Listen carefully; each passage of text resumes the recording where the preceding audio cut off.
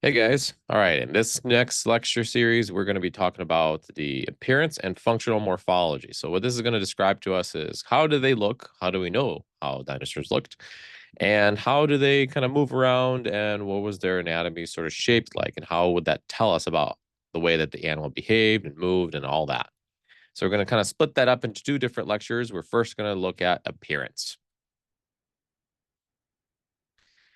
So first thing I want to do is kind of brainstorm with your mind a little bit. And I want you to pause this video here in just a moment and describe the following three dinosaurs to either the person to your left or right, or perhaps just kind of draw them out on a piece of paper. Just go ahead and take a minute. What does a Tyrannosaurus Rex look like or remind you of? Triceratops and Stegosaurus. So go ahead and pause the video now, and then we'll come back to this here in a second. Alrighty, so what do these three different dinosaurs look like? Well, Tyrannosaurus Rex would probably um, have what? Big teeth, maybe a big animal, two-legged, big skulls, things like that, right? Triceratops, lots of horns, four legs, big frill in the back. Stegosaurus, again, walking on four legs, and it has these big plates on its back. Those are probably the most consistently answered things based on these type of animals. But how do we know what they actually looked like?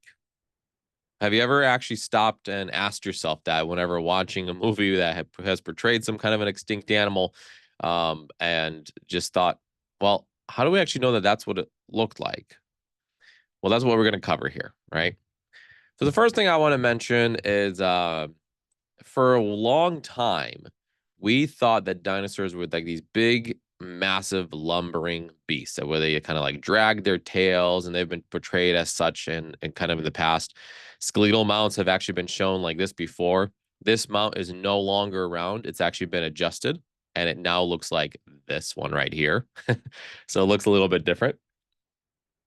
Same idea. This one right here used to be portrayed as having a really long kind of tail that would just drag on the ground. Nope. They were up in the air. Otherwise, it would actually destabilize the animal's anatomy and make them kind of go a lot slower. So we thought that these animals were really big lumbering beasts, and I suppose maybe the sauropods still kind of were. But things like a tyrannosaur and others, they were probably pretty agile predators compared, relatively to their size.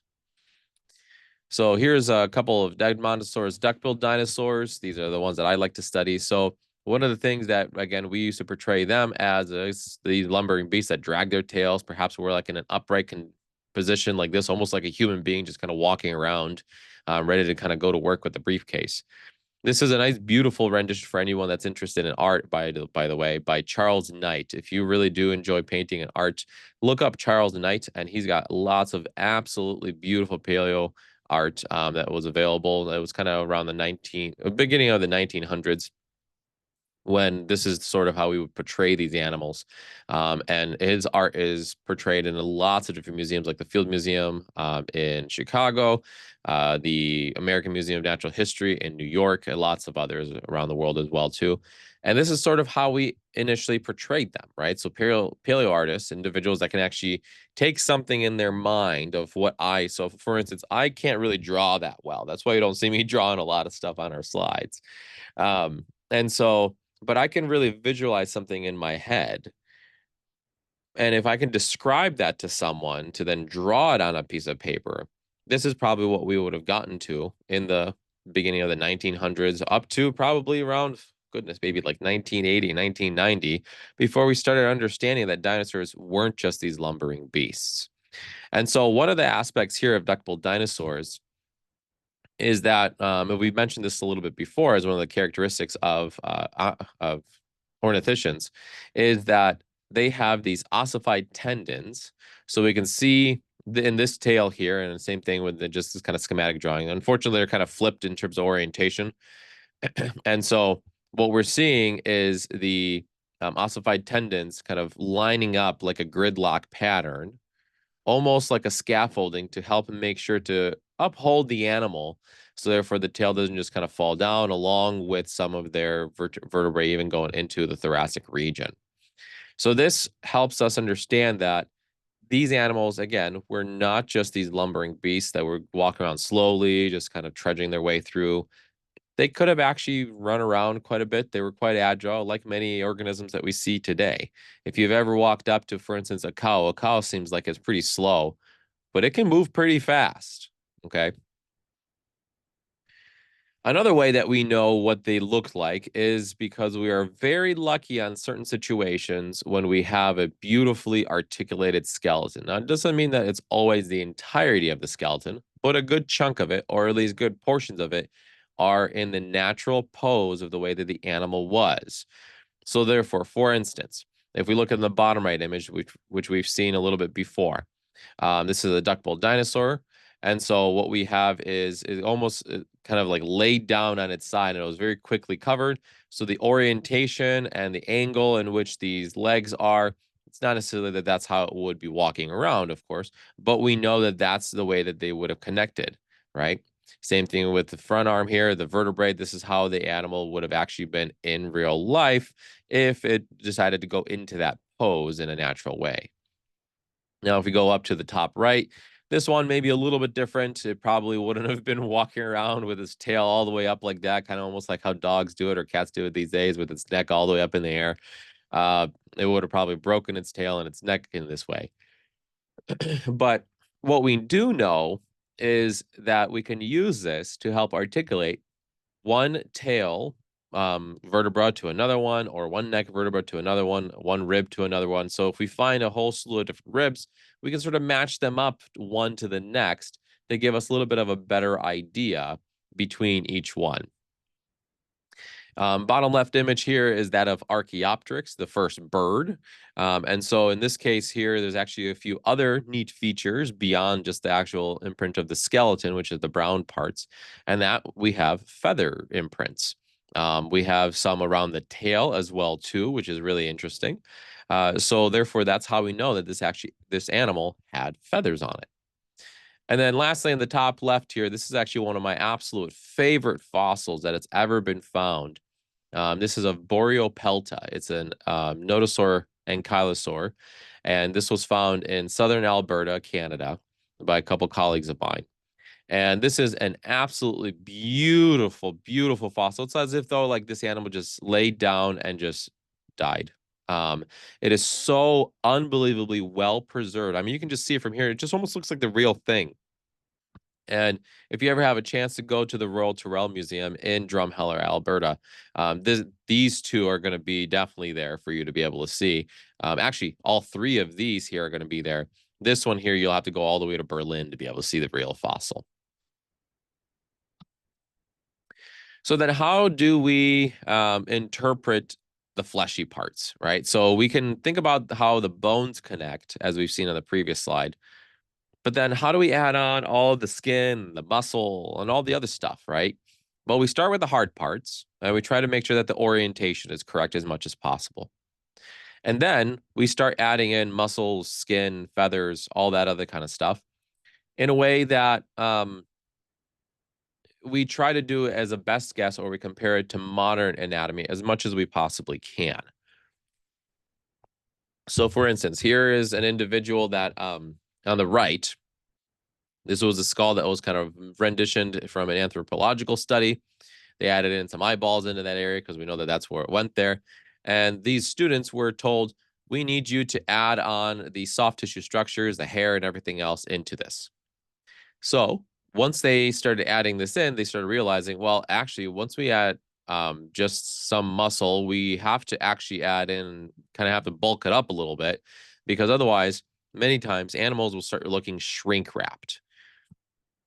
And what I mean by that is, let's look at this here, right?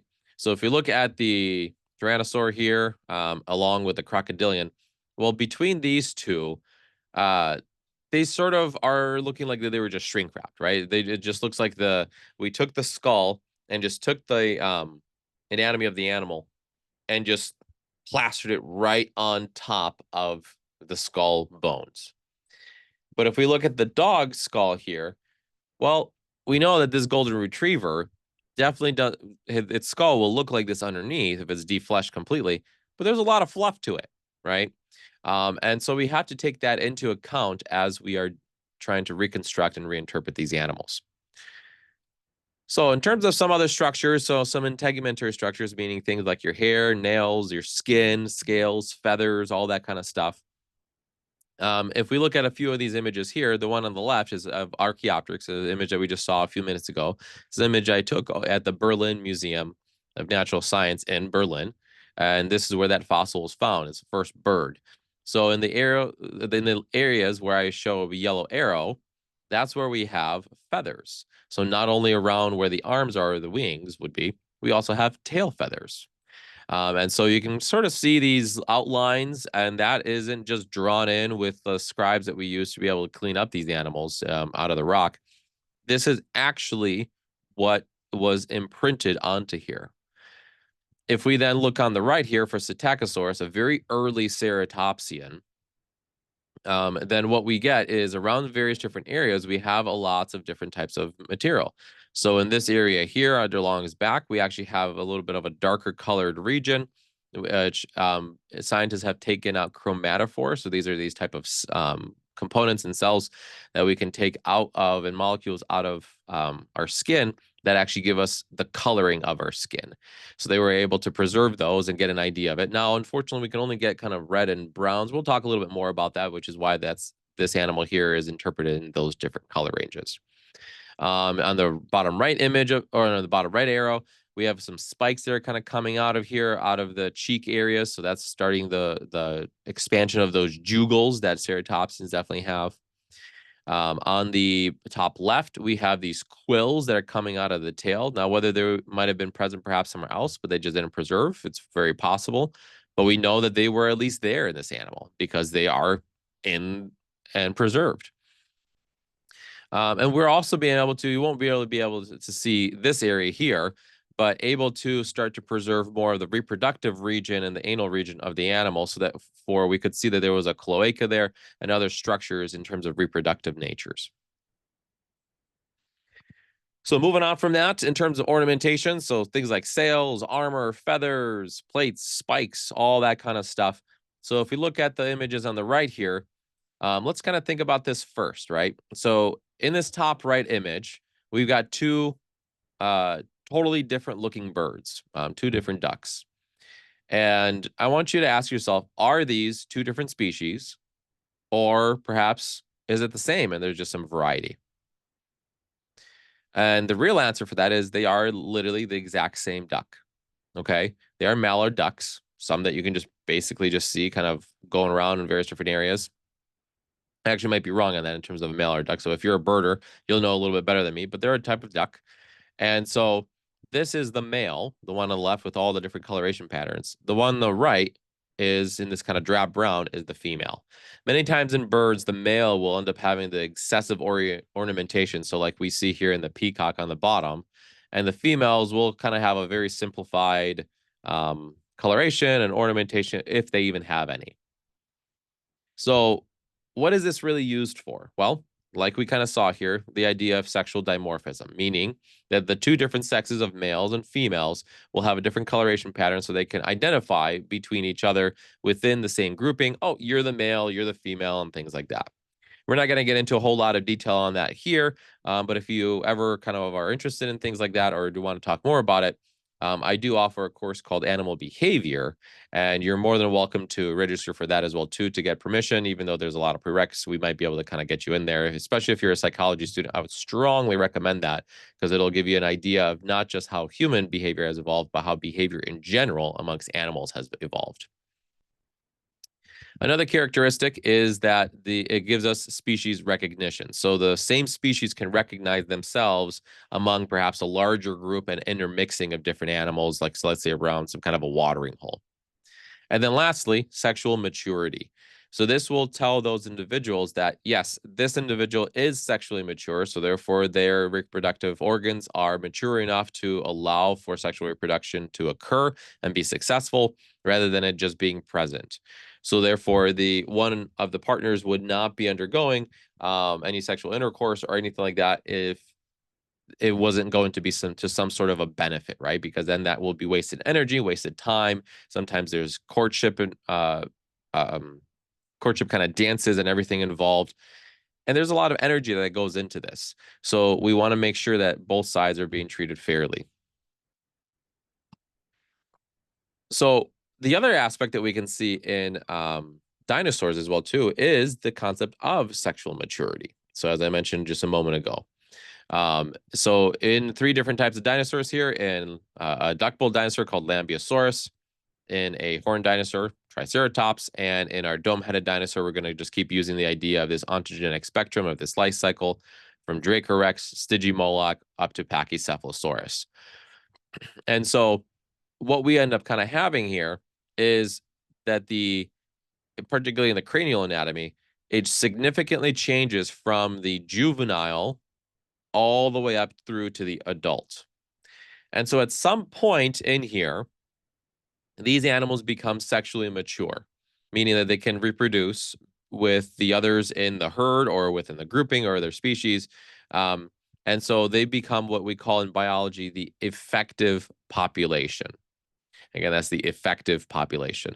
So that means that they are actually contributing to, let's just say, society, in this case here, in an animal population.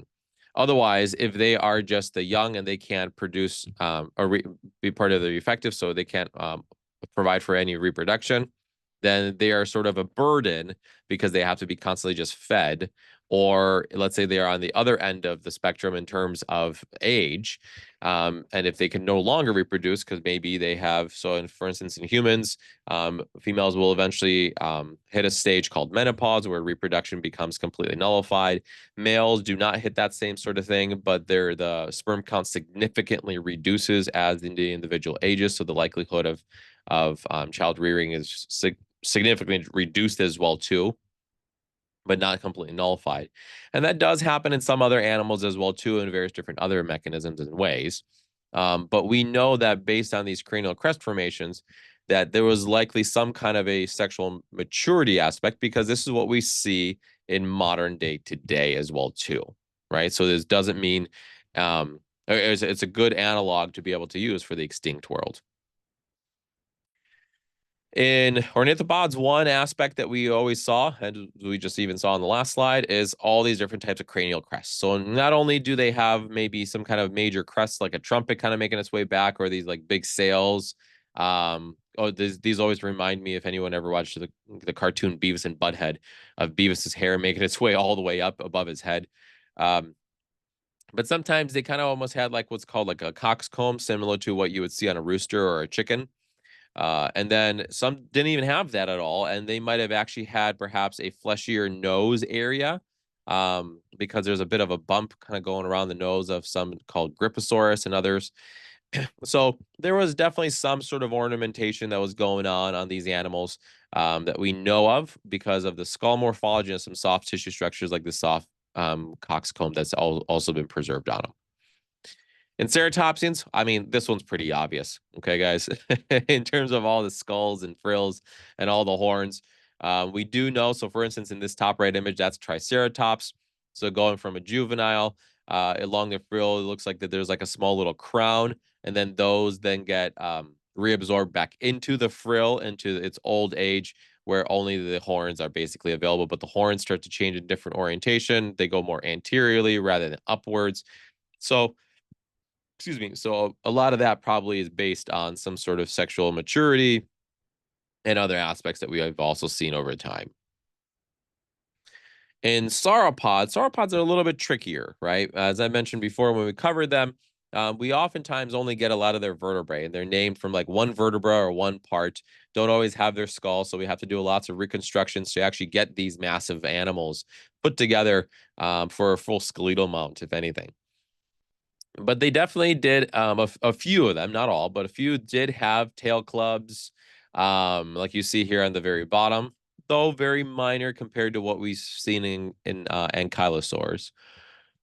Some had big, massive spikes. This is a Murgosaurus here along their neck area, so that probably helped with some kind of defense. Maybe had a sail in there for maybe thermoregulation. Who knows? We actually don't have any preservation of soft tissue, as far as I know, in between those.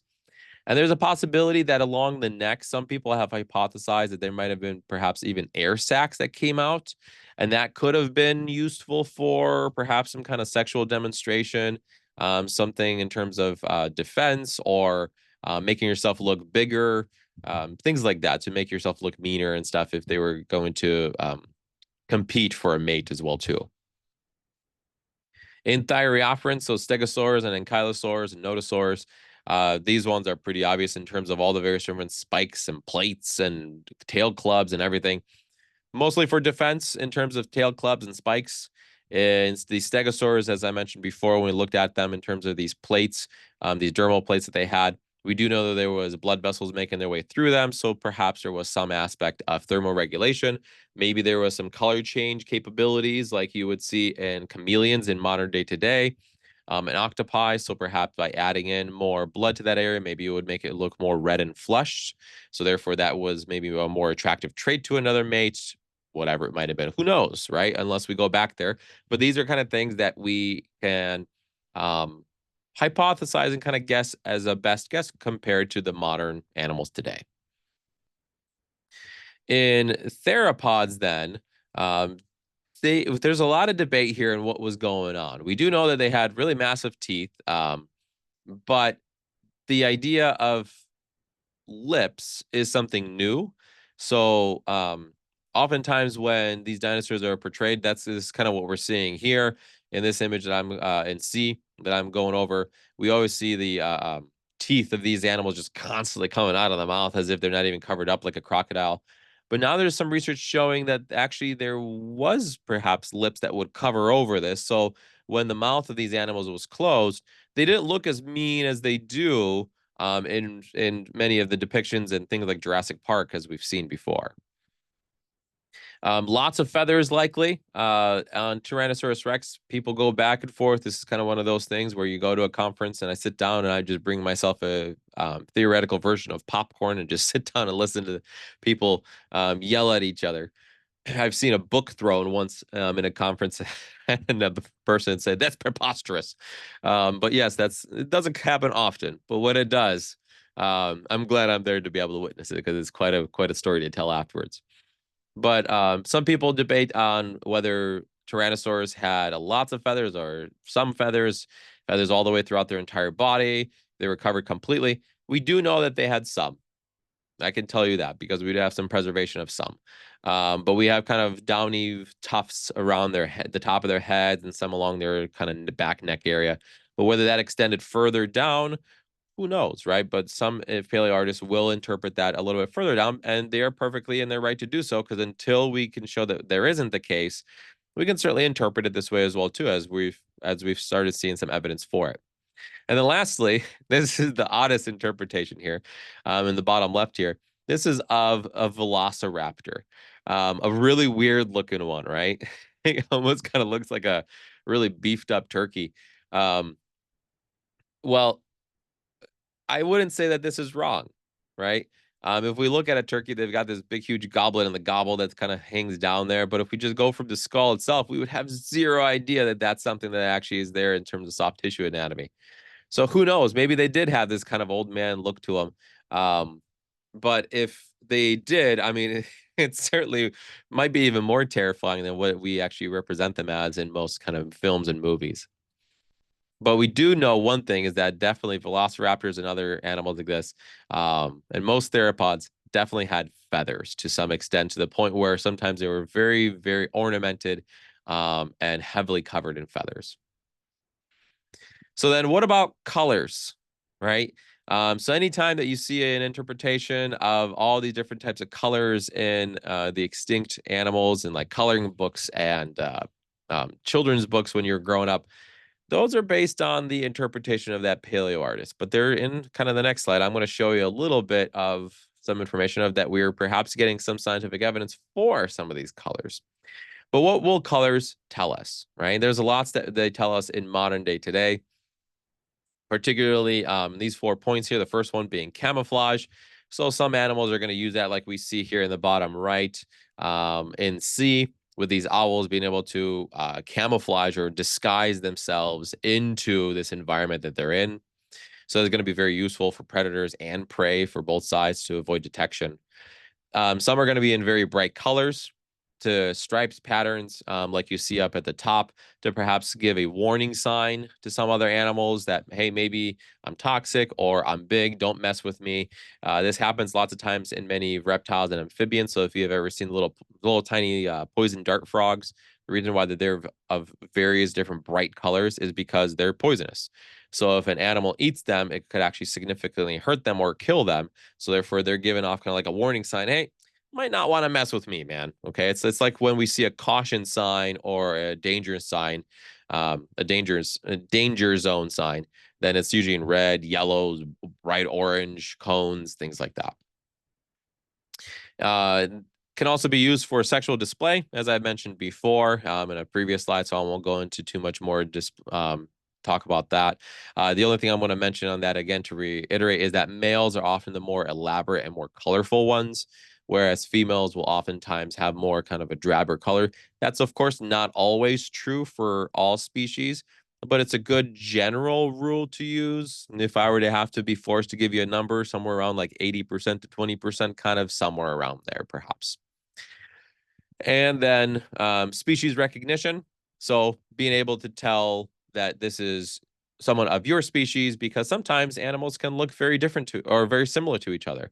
There is some animals that will actually mimic themselves to, and different species will mimic themselves to look like another one. For a variety of reasons in birds happens a lot of times in terms of nesting behavior. So some bird will actually lay their eggs in another bird's nest, like the cuckoo bird does that, and others. So therefore, that helps preserve their amount of resources, but maybe not for the other species. But the other species doesn't really know the difference, right? Well, there was an egg there. I thought I had an egg, and it looks like the baby is a little bit larger than me. But who knows? Maybe that's just how it kind of pans out, right? What do I know? So by the idea of species recognition, it helps avoid use of valuable resources and time, particularly during courtship rituals. So in my animal behavior course, we go into quite a bit of depth on this, where birds in particular have very elaborate courtship rituals. Insects do the exact same thing as well too.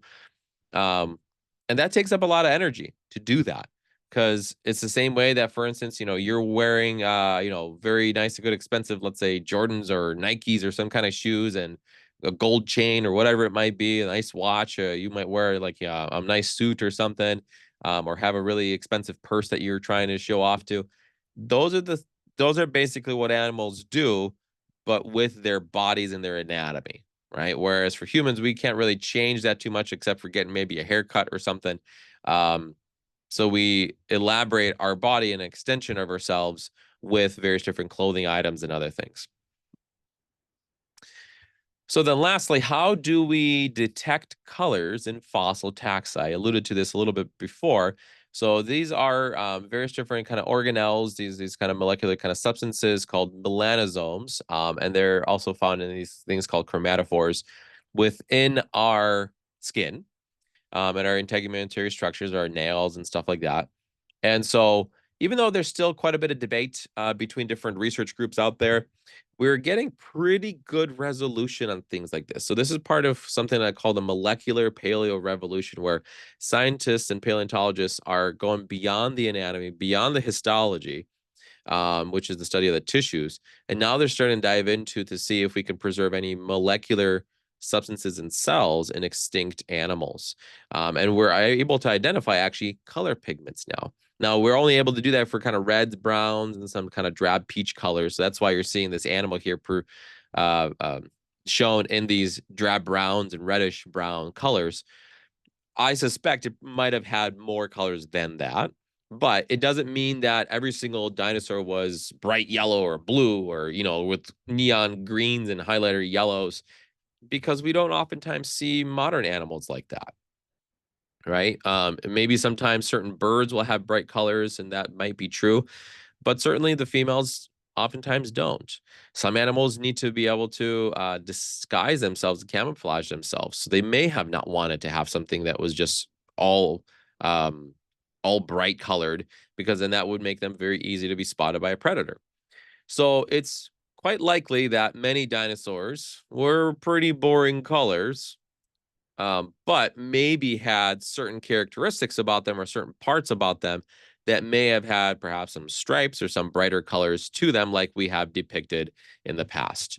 We do know that, for instance, this one here, Psittacosaurus, these spots here along the shoulder and along the belly and the ventral region, those are accurate. That's where we saw those on a fossil, and that's where they were able to identify them. Now, however big, however many there were, that's then added into interpretation as well too. So as we continue to evolve our technology, so will our interpretations. All right, so that ends this lecture here, and the next one will be on functional morphology, where we'll talk about how we understand how animals moved and things like that.